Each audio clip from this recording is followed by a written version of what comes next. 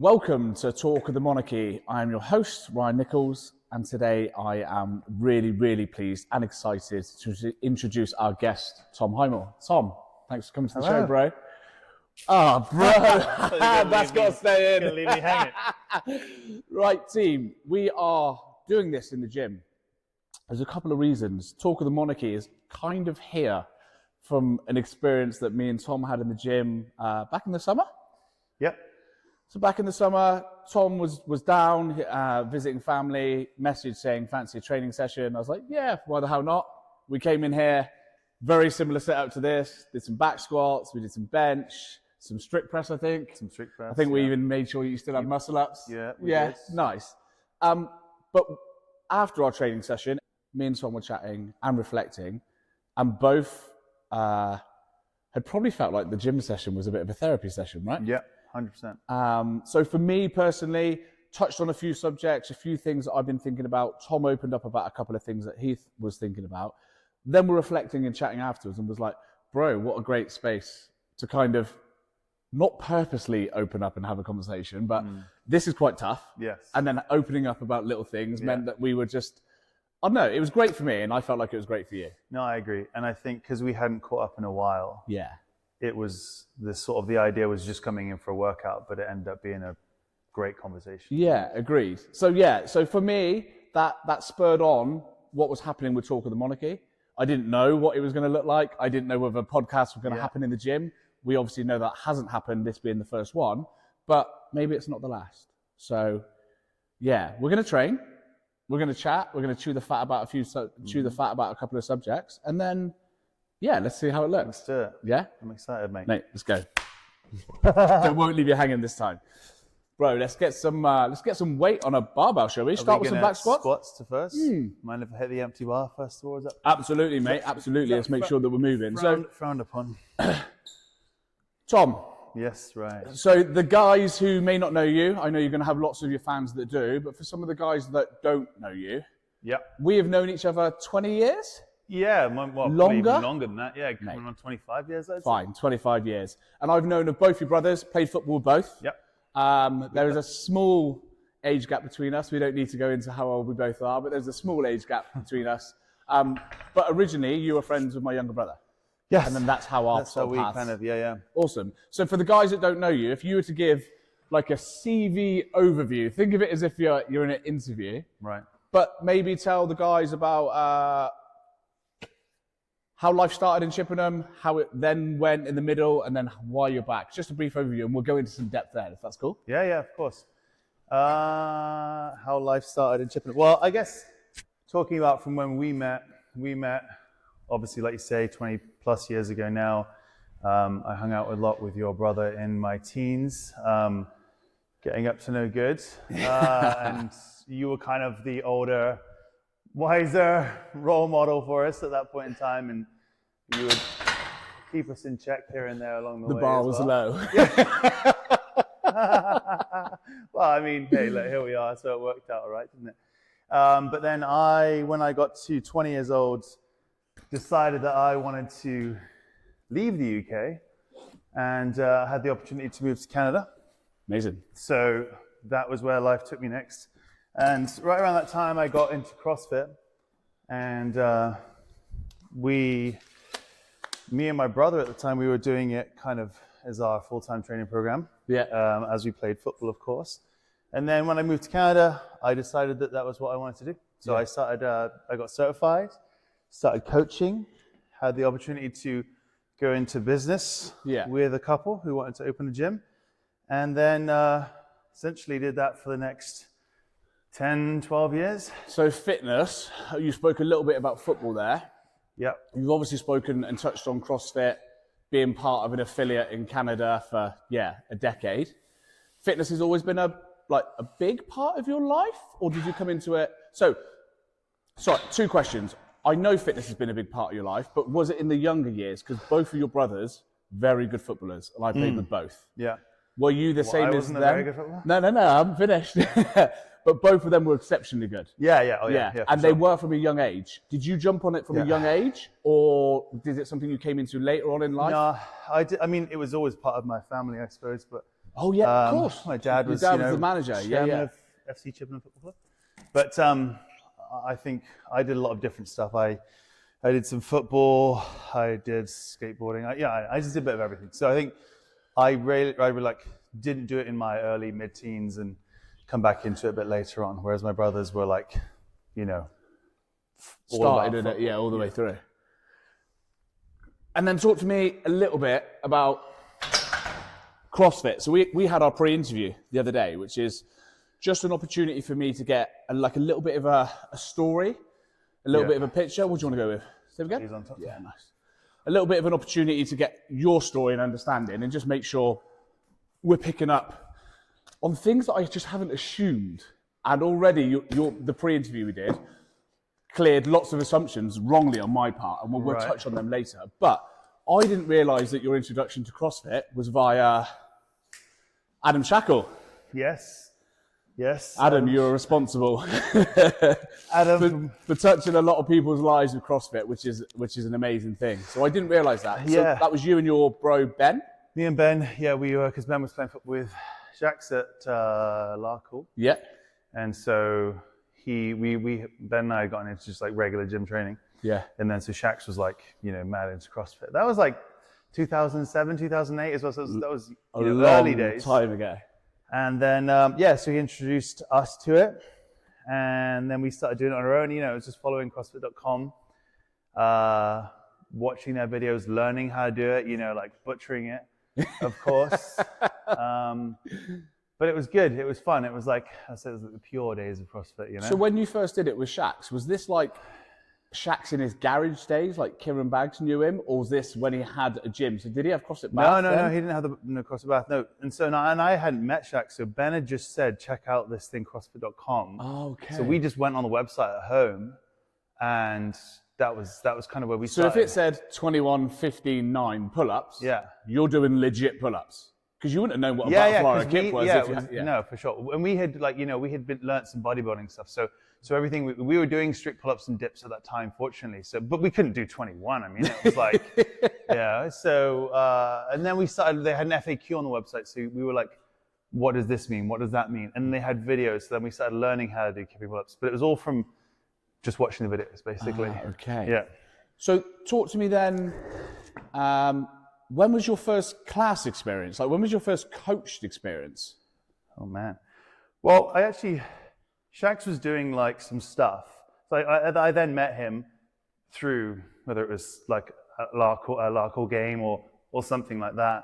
But then he was doing like some community center stuff in Bath, like him, Ed and Ollie. Yeah. Was it? Yeah, that's it. That's right. Ed Mason and Ollie Mansbridge. Yeah, they were doing some community center stuff in Bath. So we would kind of go like once or twice a week to that.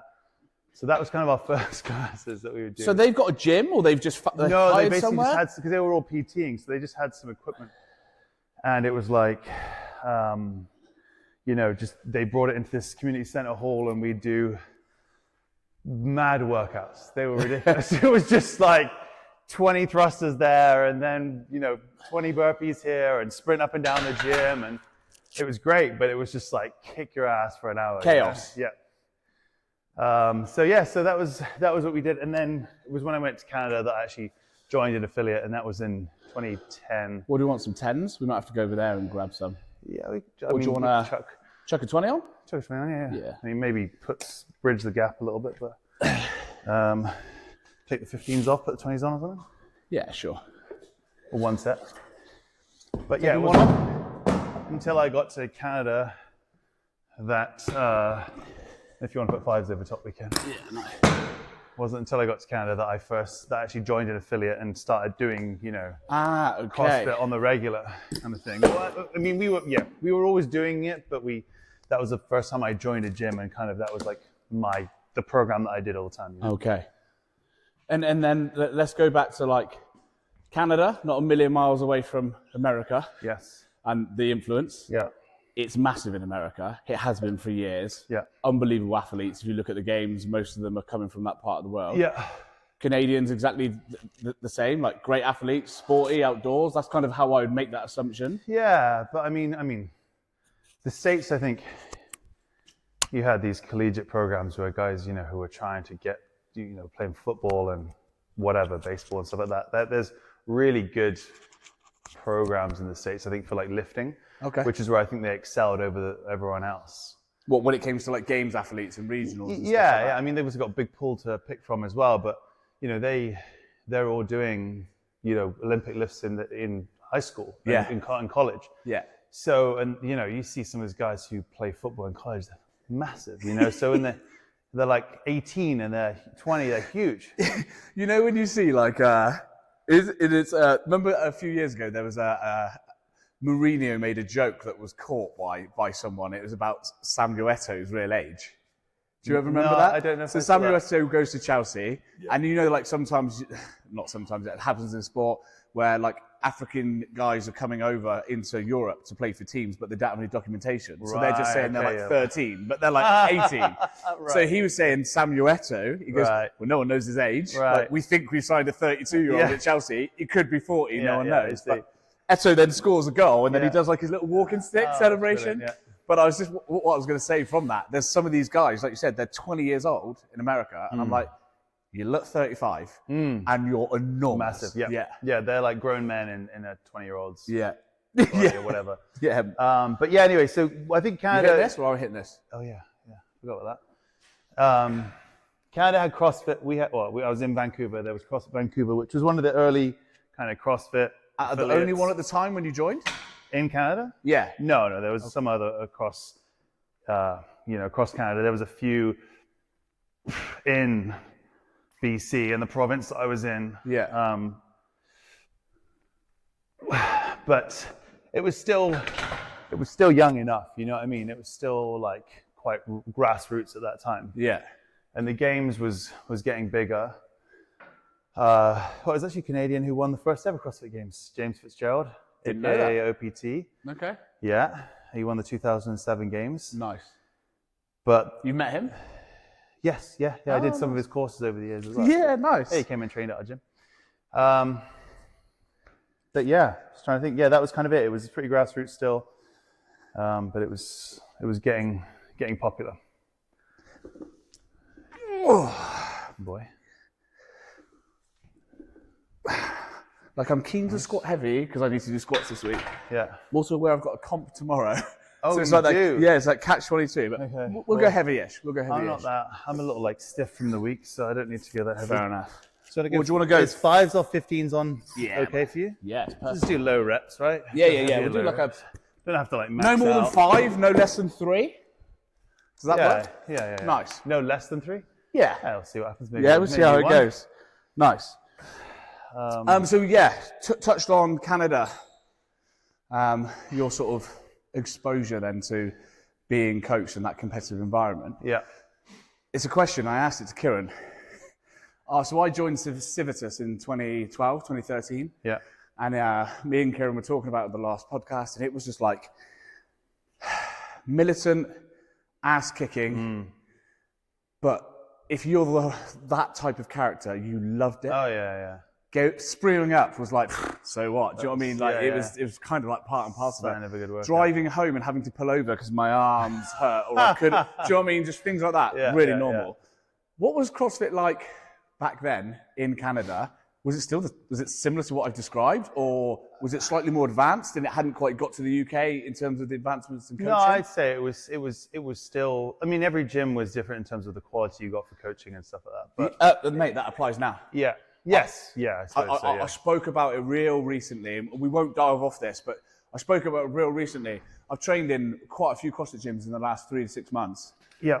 And bro, it's great that everyone can do their own thing, but it really should be tracked, man. And the more I think about it, the more there should be mystery shops. The more coaches should be.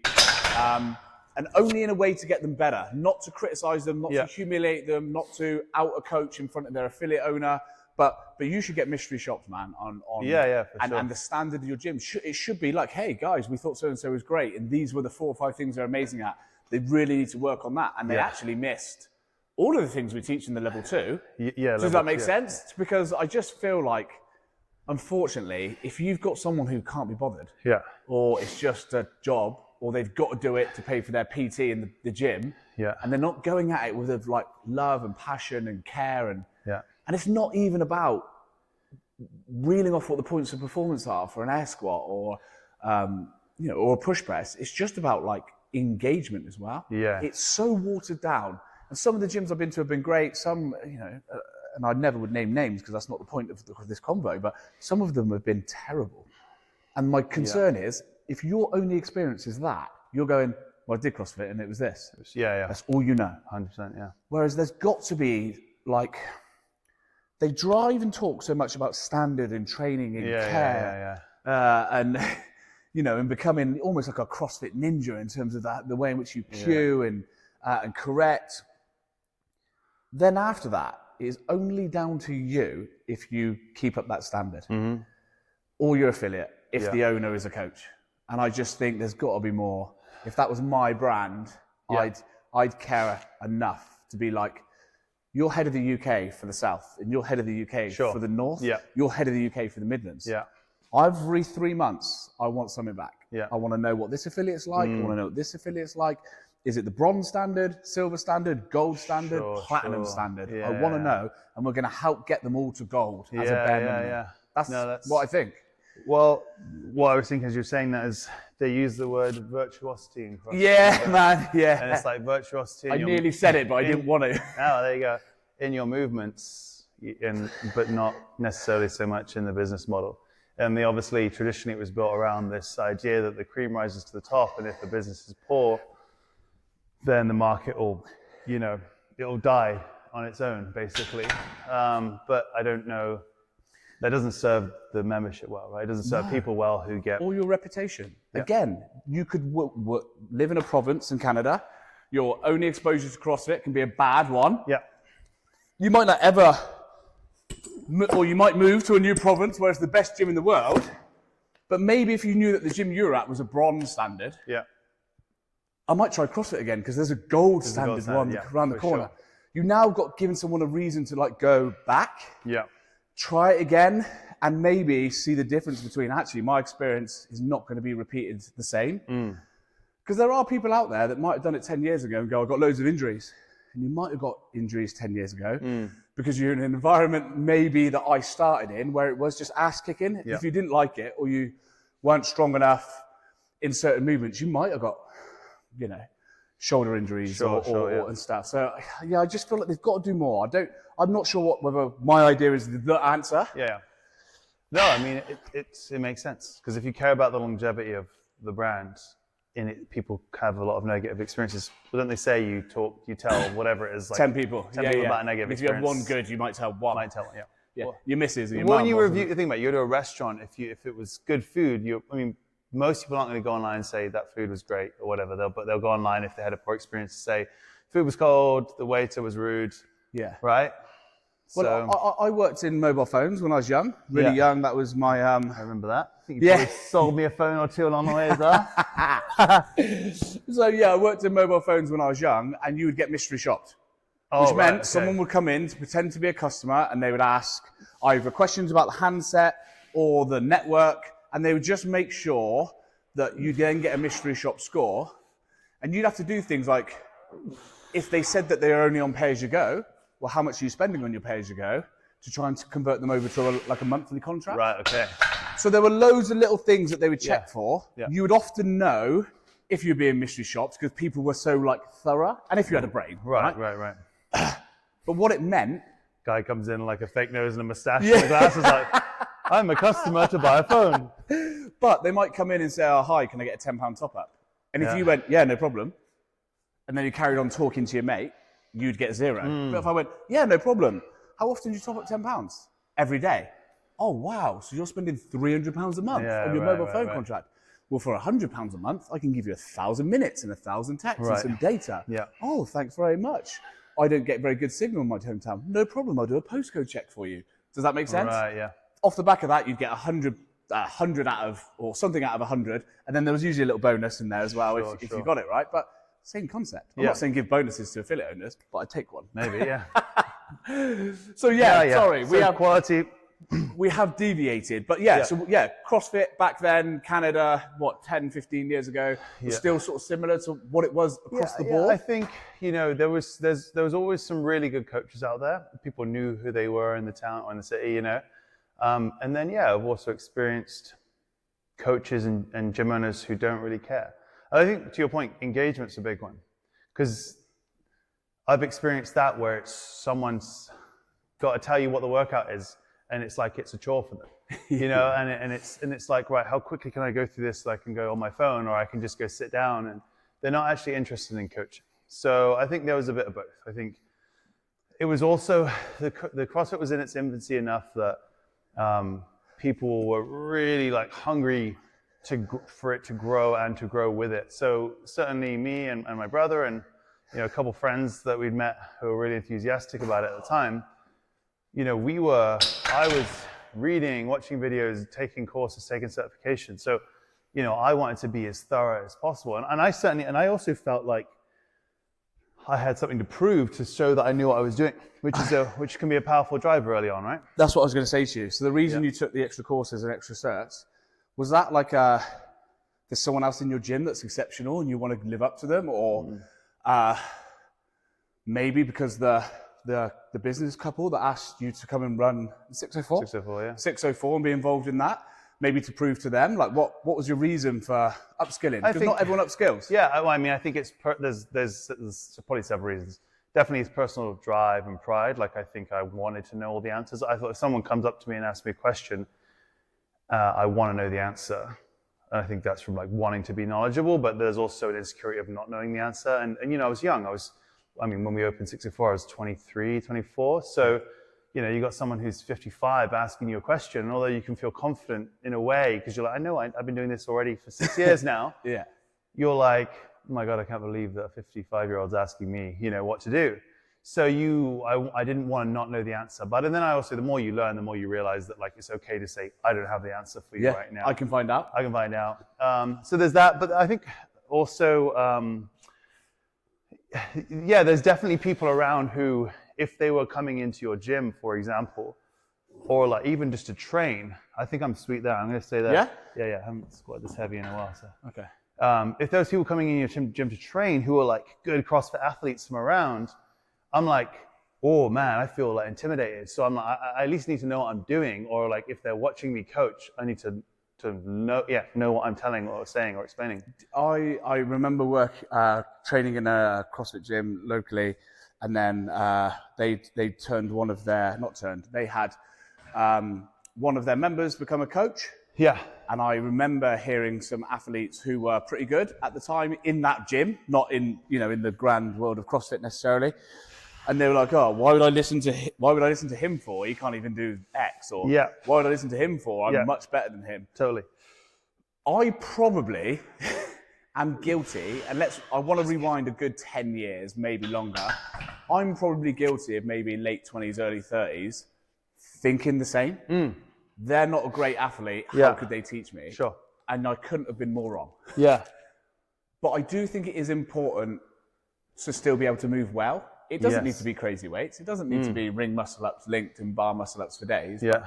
I do think it is important to try and move well or master well. But you certainly don't need to be snatching 100 to be able to teach a snatch. No. In fact, you don't even need to be snatching at all to teach a snatch. Well, and to reverse that, a lot of time they could be a phenomenal athlete, but they couldn't coach for toffee. Yeah. Yeah. A guy that used to work here, he was sort of his specialism, for want of a better word, was barbell stuff. Yeah. Olympic lifting is the thing that he really liked. And I remember him telling me, he's like, my Olympic lifting coach was a little old man. Yeah. He'd sit there in like a deck chair. Yeah. Like cigarette pot. Yeah, I was going to say, smoking a cigarette. Smoking, reading a paper, but he'd have a stick. And the minute you got out of a position, he'd be like, no, arms up. Like you'd be there being tapped, whacked, squeezed, plugged in. But he said he was unbelievable. Yeah. Like his eye for detail and the way in which he'd give you cues, like CrossFit tell you, keep it simple, right? Yeah. Short, sharp, understandable. Yes. He's like, this was before CrossFit jumped on that sort of stuff. He would just be like, knees back, chin up, like whatever. He's just like, it was so basic, but so effective. And he goes, this is a small little frail old man who smoked 20 a session, let alone maybe a day. And he goes, he was an unbelievable coach. Well, often and again, having lived this through experience, the less experienced you are and the less you know, the more you're going to try and use the big words, right? Because if you're like, oh, your scapula's not rotating, and you know, and whereas if you like just squeeze your shoulder blades together or stick your butt out, you know, versus being like, well, I want you to hinge at the hips, go into hip flexion, and you're like, you're saying stuff like now when I watch people, I'm like, you said a lot of words but nothing at the same time. You know what I mean? So I think a lot of people that can do that, right? Yes. So I think we were in a really exciting time for CrossFit where it was, you know, it was a sort of becoming a global mega brand. I'd say we were in an exciting time. It was coming, I think what we were building at that time was like in lead to opening up. And then when we opened up was, you know, we saw all these things that people weren't doing well as doing well. And it's like, cool, we'll take some of that and then we'll change all of that. And we actually, you know, even writing a program, you know, obviously CrossFit is like constantly varied. And when you do your level 2, it's kind of like, oh, gymnastics, then weightlifting, then gymnastics, weightlifting, and monostructural or whatever. And it doesn't necessarily need to have much more than that beyond variety because it's like constantly varied. But we were like, well, if we want to be progressive over time, you know, and in the early days of CrossFit, it didn't have a strength focus. Okay. And so that was a time when people were like strength as well. So we were like, okay, well, let's have an underlying, like we're going to do some back squats, then we're going to do a Metcon. And then to layer that even more, you know, we would be like, well, let's make this a bit more of a leg focused day. So it's like if there's back squat, it sounds obvious now, but. Who was driving that program? Yeah. That would have been me. Okay. And then, you know, my brother before we opened 604, and then when we opened up, we got another head coach. The two of us kind of just worked together and we were both on the same page. The guys who sort of financed this and headhunted, for want of a better word, for you to come and be involved and run the gym, did they have anything to do with what went on CrossFit related in the gym? Or were they like, they just ran the business, took all that away from you so you could concentrate on the CrossFit? Yeah, we all played to our strengths. They were great business people. We were, you know, great on the programming side of things, right? Yeah. So they knew that was our specialist subject, but we all crossed over. We had weekly meetings, you know, and we knew, and if it was something that needed approval on both sides, like hey, this is a business decision that's going to affect all of us, you know, that would be a conversation that they would bring to us and vice versa. Would that be a conversation like maybe about kit?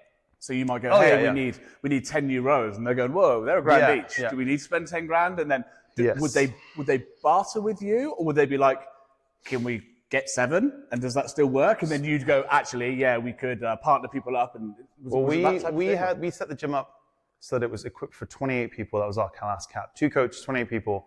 We had 14 squat racks, so there was maximum 2 people on a squat rack. Yeah, you guys have got a lot of equipment here.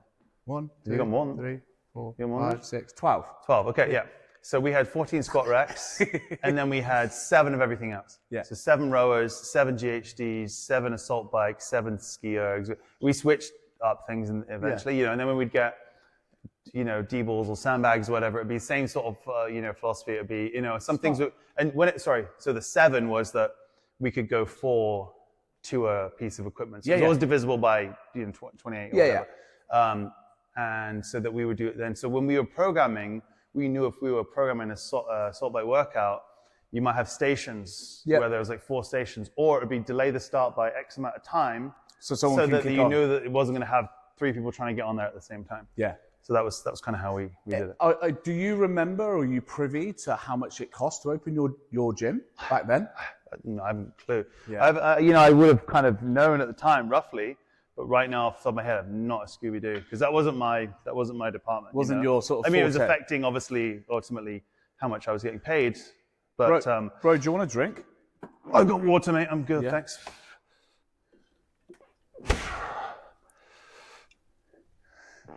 No, fair enough, man. It's like I know that's not your life now, and we would definitely touch on that. But is it something you miss, or if you're like, no, I've done my time? Yeah, I think that I did my time. I felt I had come to that the last few years that I was doing it. Okay, yeah, and do you know what? Kieran said the same. He said to me, there were sort of a couple of telltale signs that I don't think, maybe his heart wasn't in it, but he was sort of almost having to force himself, to keep his professional head on. Yeah. Obviously you'll get found out if you don't care and you're not interested and stuff like that, right? So you definitely need to be able to have game face when you're entering your business. But it's one thing he said. He's like, by the time I left the business and CrossFit, really, he's like, don't miss it. Don't think about it. Like he's moved on into a completely different career, very similar to you. Yeah. But I think it takes a lot out of you, though. It does. I think I don't think many people are operating in CrossFit gyms to be millionaires. There's other things you can do that can make loads of money. Yeah. So I think that if you're not careful, like members don't mean to be, but like you could know the real ins and outs of a member's story that could be quite negative and quite draining. Yeah. Times that by, we've got 250 members. Yeah. Maybe a few more. Only 10% need to be talking to you about the bad time they're having, and you're absorbing that. Yeah. Right? So it can be tough and emotional. And there's a few reasons why I've never wanted to PT in this gym. That is one of them. Yeah. Is that single interaction where someone, because they are paying you, can really, not saying it's on purpose, and I don't believe it ever is, but can like suck the life out of you. Oh, mate. And that's the reason why I've never done it. It's a big lesson learned. I mean, I went in with kind of bright eyes when we started, and I loved CrossFit. So I was like, this is the dream. I can't believe, when this couple, Jason and Riley, who I went into business with, they were, like I say, they were a bit older, they were business people, and they were like, we'd love to open a CrossFit gym. We'd love to partner with you because you bring the CrossFit side, we'll bring the business side, and we'll all kind of overlap over the years and we'll learn a bit from each other. But I entered couldn't believe my luck that I got this opportunity. And then, even 3 months in, we were putting in like 12, 13-hour days, and so client facing, and even being excited and extroverted, I leave there and I'm like, I need silence. Like on a weekend, I'm like, I don't want to go back in there. Did you have a girlfriend at the time? I did, yeah. I actually ended up dating someone, yeah. Cool. So I've had it before where I've come home and then I've had to politely say, can you just give me a minute? Yeah. Like, I'm eating some food. Just need dinner all day. I know you want to chat. Yeah. And that's amazing because you want to know how my day is, right? So I love the fact that you want to do that. But right now, I just need silence. Yeah, I know, 100%. Almost to be left alone. Yeah. Do you want to move on to some? Yeah, I feel good. I feel squatted out. Yeah. Strip press? Yeah, strip press sounds good. Just go to empty bar real quick. Let's get a little set with the empty bar. That was exactly it. And it was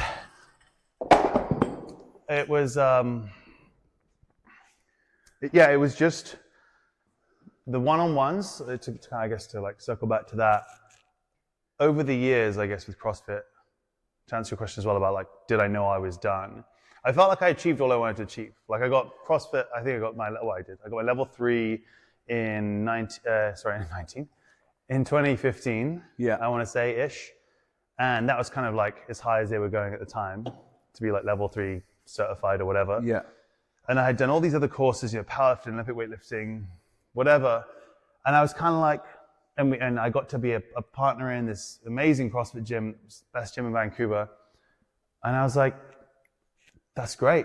And I carried on for a few more years, and I was just kind of enjoying being this is my dream. And rather than being right, what's next? And then it got to the point where I was done. And I, to be honest with you, over the years I had a bit of a love-hate with CrossFit anyway. Not love-hate, I would say, but I was exploring other training methods. Yeah. So I'd sometimes do just pull my shoulders up. Sometimes I would do CrossFit for a while, then I'd do bodybuilding, and then I'd do just strength and Olympic weightlifting, as you do. So by the end, I realized I wasn't buying what I was selling, Okay.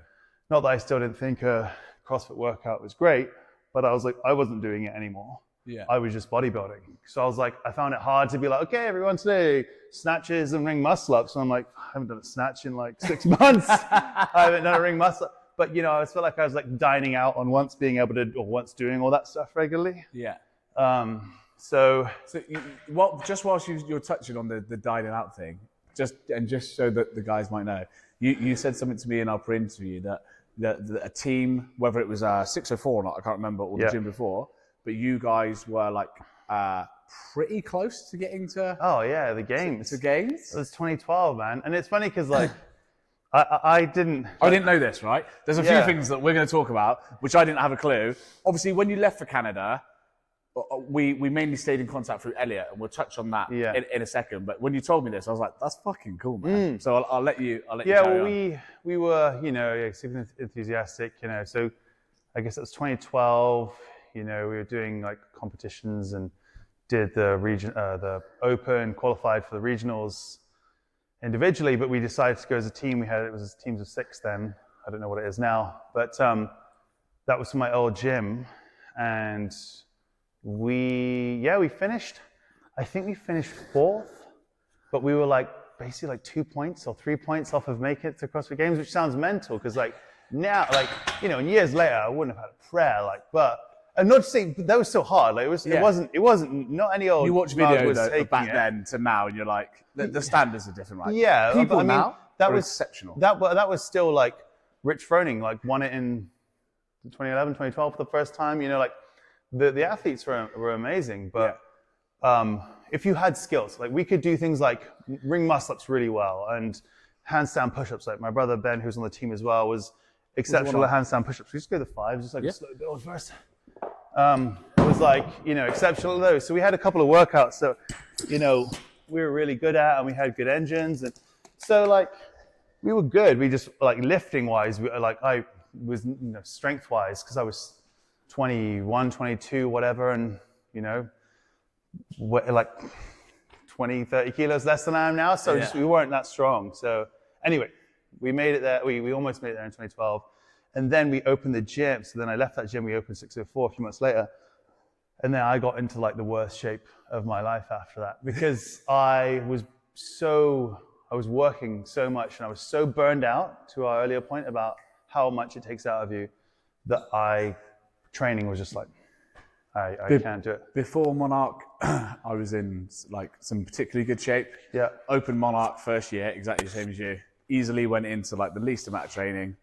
And these are just my own standards when I say, poor shape, but wasn't happy, worked too much, burnt out, definitely. And then I think it was like year 2. So we've just had our 3rd year 2, where I was like, I love this, but I could quickly hate it if I don't make time for me to train. Yes.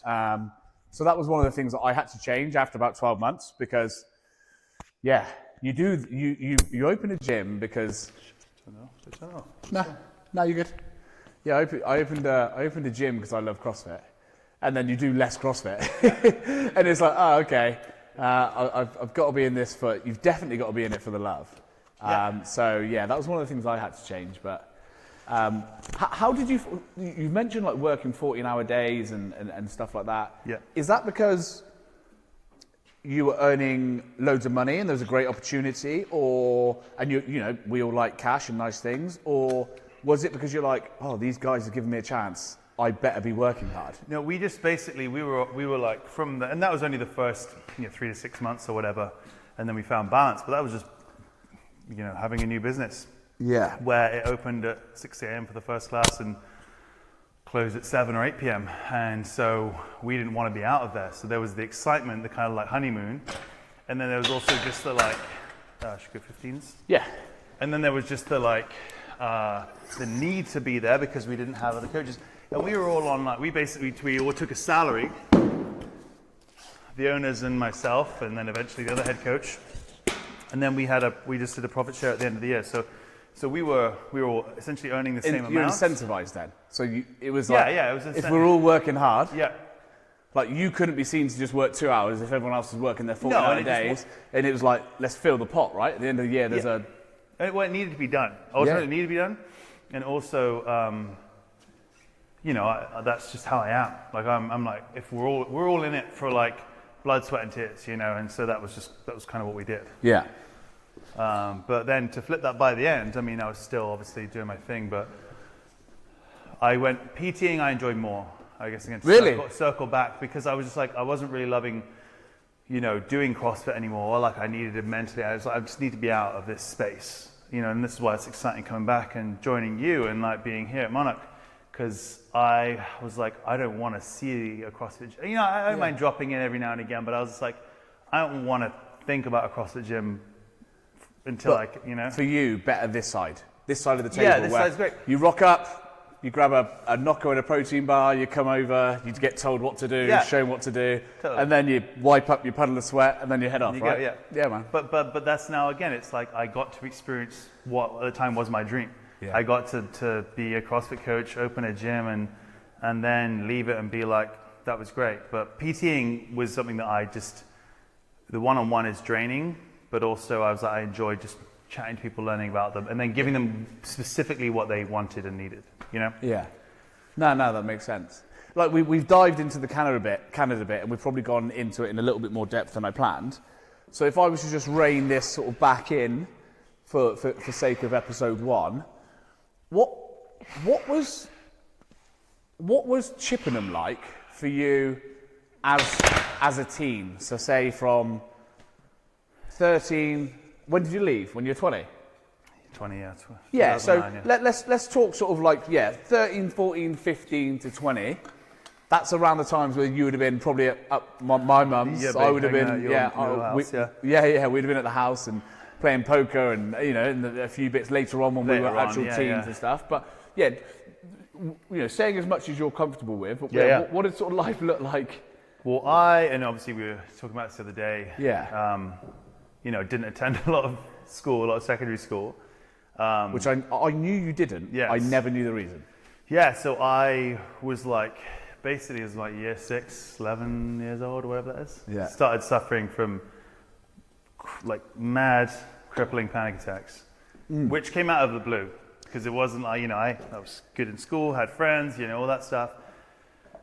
But for some reason, one day when I was getting ready for school, I just experienced a panic attack that took hold, and I kind of blacked out and woke up, and it was like, what the hell was that? And when you're a kid, you have no grasp on what that might be, and it was 25 years ago. No, I'm not saying how old I am, but that's 25 years ago. So no one was talking about that kind of stuff. Like now, it's now if it open. happened, if it happened to your niece, nephew, you'd be able to go, you've had a panic attack, I know how it feels, we can get past this, and blah, blah, blah. Whereas I suppose back then that must have been really scary for your parents as well, though. Yeah, I think so. And things that stick out is in the neighborhood, it's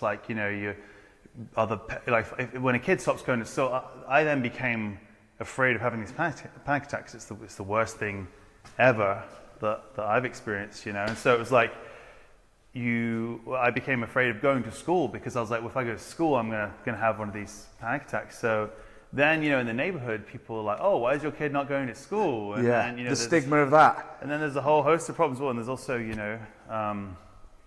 legally, right? There's there's implications there. So people come knocking at the door and say, why is your child not at school? Without going into too much listening. But so it's it's a big thing. Did your parents have to take you to a doctor to then get signed off, so they weren't getting constant knocks on the door, why isn't he coming out or whatever? Or and it's and I kind of say knocking at the door, but 2.5. I'm gonna do one more set here. Yeah, cool. Just warm up a little bit more the shoulders. It's kind of not necessarily just a literal knock at the door, where's your child? It's they get in contact with you through the school and whatever else, and it goes from there. But I saw a psychiatrist, I guess it would have been at that point. And there's a lot that goes with that, and then I had a home tutor come to my house because it was kind of all right, this is a legit thing that's happening, because the psychologist or psychiatrist kind of evaluates you, I guess. And so and that kind of, I did attend some secondary school, but it continued on, and then it just became a thing where I was like, it was like I have a roadblock now, and I can't get past it, and I was too young to understand. When did it get to the point where you're like, I'm not going to school? Well, it was always a goal of trying to keep it going. Okay. Let's try again in year 8. Let's try again in year 9. Okay. So I show up a bit, and people are like, wait. Where have you been? How you doing? Yeah. It's I made a lot of friends in the short time, and I had friends who were in older years and stuff like that. And so I'd say probably year 9, year 10, that kind of time. So is that when it was 14, 15 that I was like, there's no point trying to do this anymore? So I said to you in our pre-interview, I thought you were just maybe a bit rebellious. Yeah. So it was like, yeah, I can go to school. Yeah. So that was how I sold it to everyone at the which time. makes sense, right? It makes sense. You're young, and like again, nowadays it feels it's people are saying, I have anxiety, I have depression, all those kinds of things. Whereas that, if I, especially my mates, like your brother and the brother, those are the lads. Like, if I was like, yeah, I'm suffering from panic attacks, they'd be like, oh, you're pussy, like, Bender.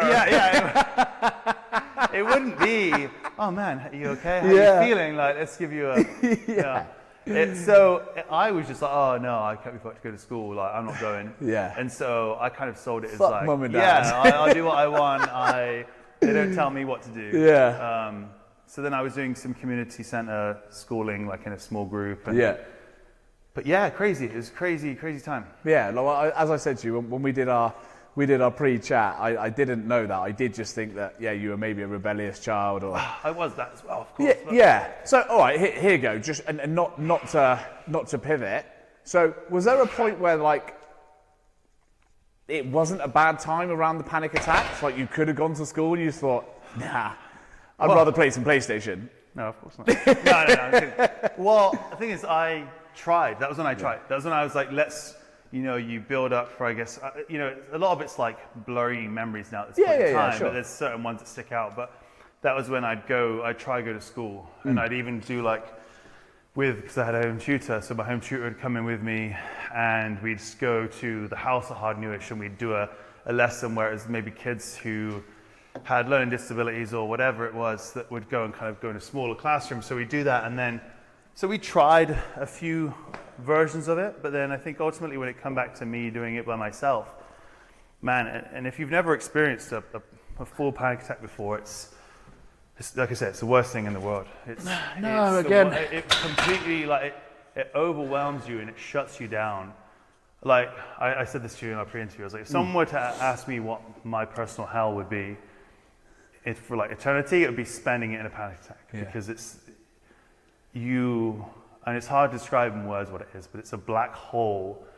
I said, like, if you know Harry Potter, the reference of the Dementors, where it's just like it consumes you, and it's just fear feeding fear, and it's this spiral, and you can't escape. You can't see a way out of it. No, mate, it sounds. I've never experienced anything like that. Yeah, it's crazy. So that was even though I tried with school, it ultimately would come back to the point where I was like, this place for some reason just doesn't work for me, and so I did small groups. You mentioned the boys back then, some which I very much grew up in and around my household and stuff like that, so I know a few of them. Yeah. And that you can't really tell them what's going on because I love like that sort of brutal male banter that you can only men really get it, right? You can't really banter your missus that much, right?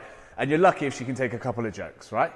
But you can your mates, to the point of like, it could seem like bullying, but you're only doing it in a way because you feel so comfortable with the person that you can say that. Yeah. I've had mates whose wives, left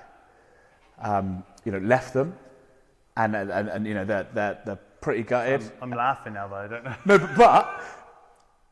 No, they drop a message in the group chat saying, "Hi boys, look, just so you know, so and so's left, and I don't think we're going to get back together, and I'm all over the place at the moment. Oh, so sorry to hear that. So sorry to hear. Love you, man. If you need anything, let me know." And so on. But about time you're queer. Do you know what I mean? And then within that, everyone's laughing, and everyone's like, do you know what I mean? And blah blah blah. So like, as much as are men naturally the most supportive in terms of maybe having a chat? Probably not, and maybe not young teenage men, right? Yeah. But equally, sometimes it can be the easiest way to get over something that's real bad. Yeah. I'm sort of conflicted when I'm saying. Does that mean? I suppose it depends what it is. The way I'm like interpreting, and I guess my experience is that there's the sweet spot, right? Yeah. Like laughing, laughing about your problems is like the biggest sort of strength you can have to just get through the worst moments. You're like, this is awful, and it's going to continue to be awful until it's not. Yeah. But it's making sure, I suppose, that you also know that you're like, if these people are supposed to be the closest people to me in the world, I need to be able to tell someone. Yeah. So it's reinforcing it with like, mate, I love you, and like, I'm going to take you out for a coffee or whatever it is. Not just saying, because I think there's also an emptiness in, if you need me, I'm here. And no one, like when I've gone through my worst moments, and this is as an adult, and we'll touch on this later, but when I lost one of my best friends, I didn't want to believe that I needed anybody, even though I was at my lowest point I've ever been in my life. Yeah. And I shut everyone away. I shut my family away. And I went from being in a position where I supported him and other people so much during that experience where he was going through cancer, that then when it came to me going through my struggle afterwards, I was like, well, I can't reach out and ask someone else for help. Or I don't know. So I think you need to... Do you think that that's like, you're comparing what your pal went through, obviously the worst thing ever, right? Yeah. And then it's almost like, well, I do feel a certain way, but it doesn't compare, so you didn't feel like you deserved to speak about it? Or just easiest thing to do, and a lot of men do it, I do it, shut off? Yeah. I think there was two parts. Whilst during his battle, especially towards the end when he was pretty clear that he was dying, I was like, when someone asked me, like someone who had been through some pain would look at me and say, how are you doing? Like, this, I know how hard this must be for you. I'm like, what do you mean? I was like, he's dying from cancer. Like, this isn't my time. Like, I'm fine, even though it was awful during it. So during, I was like, what he's going through is the worst thing. It's more important. It's not my time. Yeah. But it was afterwards when it was basically and someone said this to me as well. They're like, immediately after he died, again, it was kind of a fringe friend who'd experienced some stuff, was like, just know that right now there's going to be a lot of people asking you how you are, but in a few months' time, the dust is going to settle, and it's like when the music stops, you're going to be on your own with a lot of thoughts and a lot of feelings. People aren't going to be there. Yeah. And I think that's when it hits you. And so I guess to rewind back to the childhood stuff, like we were friends. I knew these guys would have like had my back if needed, but if there was a fight, yeah. But they also were like, you're also fucking dicks to each other, man. Yeah. Like, and there was times where I'm like, these guys aren't mates. You know what I mean? Like some were, some not so much, and it shows over time. You go your own separate ways. You're like, no, we were never really friends. It was just a group that kind of formed. Yeah. And some you were like, yeah, that's a friend for life. But others were like, that was just a fleeting kind of... Yeah, mate. Well, you've been in this gym for a couple of weeks. I've seen you bump into people who you obviously grew up with. Yeah. And, they've been ecstatic to see you, and, you've been pleased to see them. In terms of those friends growing up, they've all taken, various paths in life. Is any of them surprised you? Surprised me? Yeah. In terms of like what? Well, I suppose the way I'd look at it is if you said to me, pick the one person out of that group of friends that surprised you, I'd say it was you. Right. Does that make sense? Well, I'm like, you're a scallywag growing up, you didn't go to school. Yeah. Back then you weren't that sporty, you played a bit of football, us boys, that was it. And then fast forward 10 years, you own a gym, head coach, living this life in Canada. Yeah. Humongous in comparison to the last time I saw you, right? Jacked. So I'm like, well, yeah, that's the one who I was like, probably should have been a bin man. Do you know what I mean? But now look at you and where you are, and then even more so now when I'm talking to you at this age. So I'm like, you're the one out of the group that I'd be like, that's the biggest surprise. I see what you're saying, yeah. So like, so here you go, we use Nobby as an example. I always knew Nobby was going to be some kind of tradie builder. Yeah. Shane was, Liam was, right? Does that make sense? Yeah. So for his path was quite obvious. Yeah. So with yours, it was like, you probably are the one where I was like, I never saw that come in. Sure, yeah. Does that make sense? I see what you're saying. But if you were to reflect out of the group, is there one where you're like, someone stands out or not? I suppose is the question. I mean, no, I think you're right. I think most of my mates at that time were tradies as we were sort of leaving school times, and continued in that career, and maybe kind of had some experiences or traveled a bit over the years, but really it was like bought a house, have a family. I think since coming back, what I've felt is that like where I went off just 2s off 5s on, I think. Yeah, man. I come back having, had this amazing experience in Canada I'm a dual citizen, so I could go back but I come back being like... Have you got that for life? Yeah. I'm a British and Canadian, yeah. So it can't be taken away even if you didn't go back to Canada for 10 years, 20 years? Passport, something cool. Good, yeah. So I think I come back being like, single. I've started this new career in acting. Say that to the camera.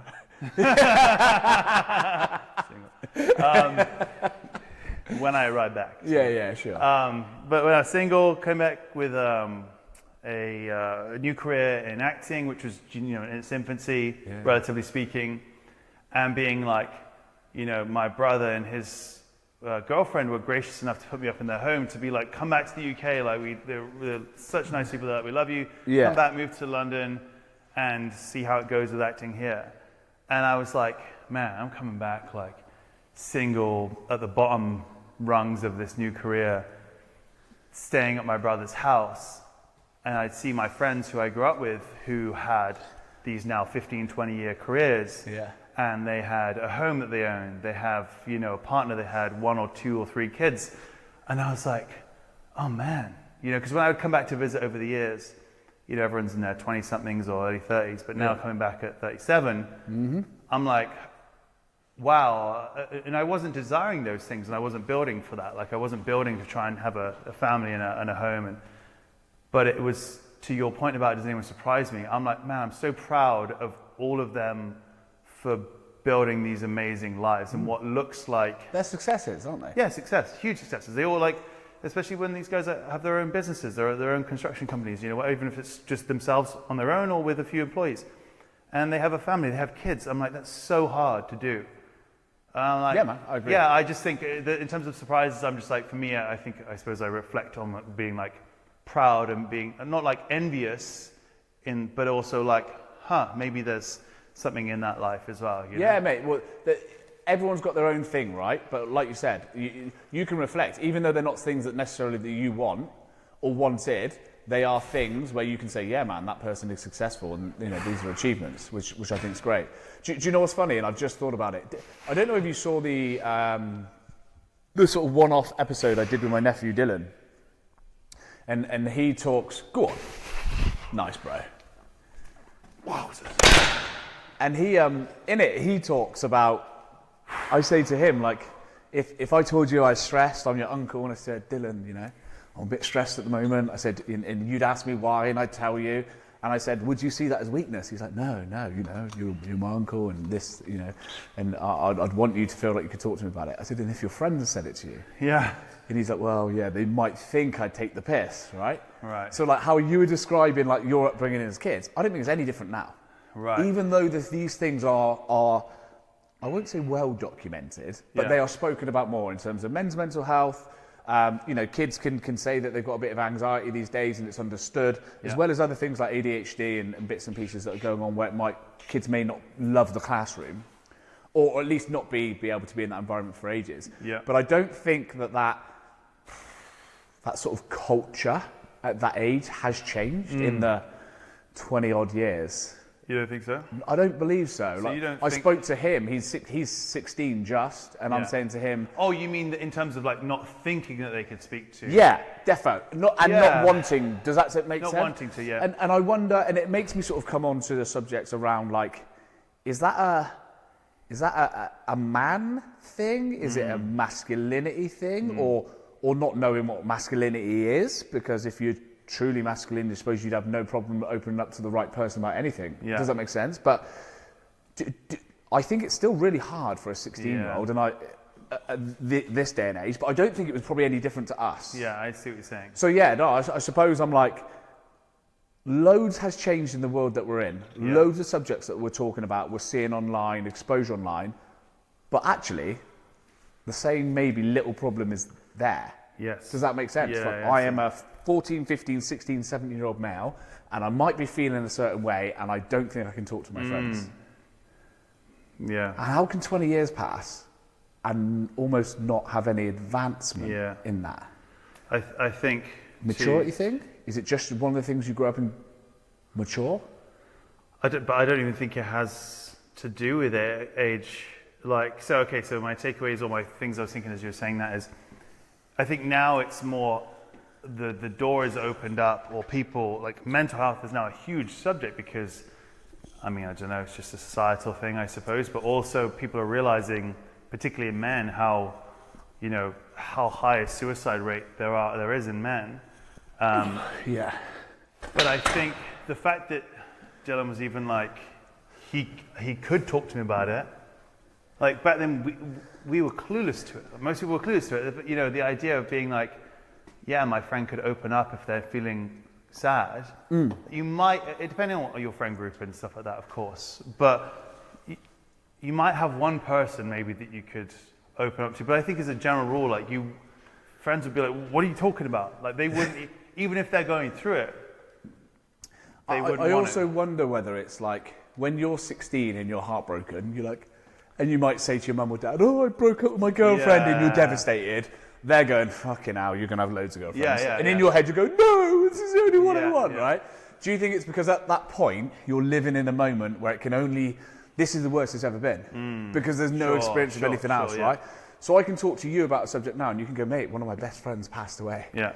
That's fine. Yeah. This is a breeze. Yeah. Does that make sense? So maybe is it just a life experience thing? So that's why it hasn't advanced. Does that make sense? Yeah. There's that. Yeah. There's 20 years ago at 16. There's 16 now. They both kind of sound like they were similar. Yeah. Maybe that's it. I'm on blue sky. I don't know. I think there's also sometimes it's allowing a person to like feel what they need to feel without saying you need to. Like, for example, if I came to you and I was crying, and we started talking, and I just broke down. And I'm like, "Mate, I'm so devastated and depressed about X, Y, and Z." Often people are like, "Hey, it's okay, don't cry." It's like, don't tell someone not to cry. Yeah. Don't tell someone not to laugh. It's as outrageous as saying, "Don't laugh. What are you laughing for? Don't be that happy." Yeah. But it's like, no, just allow them to do it, and then don't be sad. Or by trying to fix. Men try and fix often. Yeah. And so that's why I think we probably personally try and fix our own problems, because we don't want to burden it with someone else. Mate, I but think also, unsolicited advice. I was having this conversation with someone recently, and it is that because I think it's men wanting to fix, but also in general, people are offering unsolicited advice. It's like if I come to you and I'm also like, "Mate, I'm just," and it's whatever I'm rambling about. This is a bit of a problem at the moment, struggling with this. And if I said to you, "Ryan, I need your advice on this. Can you give me some guidance?" Whereas if I'm just like, "I just need you to listen," and just be like, "Mate, I'm here, just talk," versus being like, "Well, how you fix that is start counting your macros, go to bed earlier, start meditating." I'm like, I don't need to hear that from you. I can find an idiot on Instagram and tell me to do that. So it's like, do you know what I'm saying? So it's allowing someone to be in their feelings. And also what life experience, I guess, has taught me is that, like especially if it's sadness, where it's something quite devastating, even if it's like a job loss or a relationship breakup or a death, whatever, it's not going anywhere for a period of time. Some days you're like, I want to just cry all day. Some days you're like, oh, I'm fine. So it's unpredictable. So I think a good friend and good people to have around you will just be able to allow you like the space. Yeah. I think you've hit the nail on the head, and it's not even something we've spoken about. Males tend to be more logical and want to fix something there and then. And I watched a YouTube video. I've got to that age now, bro, where I watch YouTube. I love YouTube, man. Oh, mate, I honestly, you should. My phone. It'll tell me I've spent. Tell me I've spent. Right now. No, it's good. It'll tell me I've spent 6 hours online. 5 hours on YouTube because I'm watching podcasts and blah blah blah. But this couple were talking, just saying, one of the best things that we do is I say, "Do you want me to listen or do you want me to fix?" Mm-hmm. And it was the husband saying this is what he says to the wife, and I think that's probably where me and my partner have had conversations recently, and it's like, I am a fixer. Yeah. And I always want to just fix it. This is how you do that. This is how you do that. And I need to be better really in being like, do you want to moan? And again, this is probably wrongly, but I suppose I'm going to let you moan once. Does that make sense? Well, okay. And then I'm like, so we don't want to moan about the same thing twice, or we fixing it because you're moaning about it the second time. Does that make sense? And I'm not saying that's right. I think there's a difference between saying, I've got an issue with my car, the exhaust is blowing, I have the money to get it fixed. I just want to complain every day that my exhaust is blowing. Yeah. And you're like, stop complaining about your exhaust blowing or get it fixed. You have the ability to do that.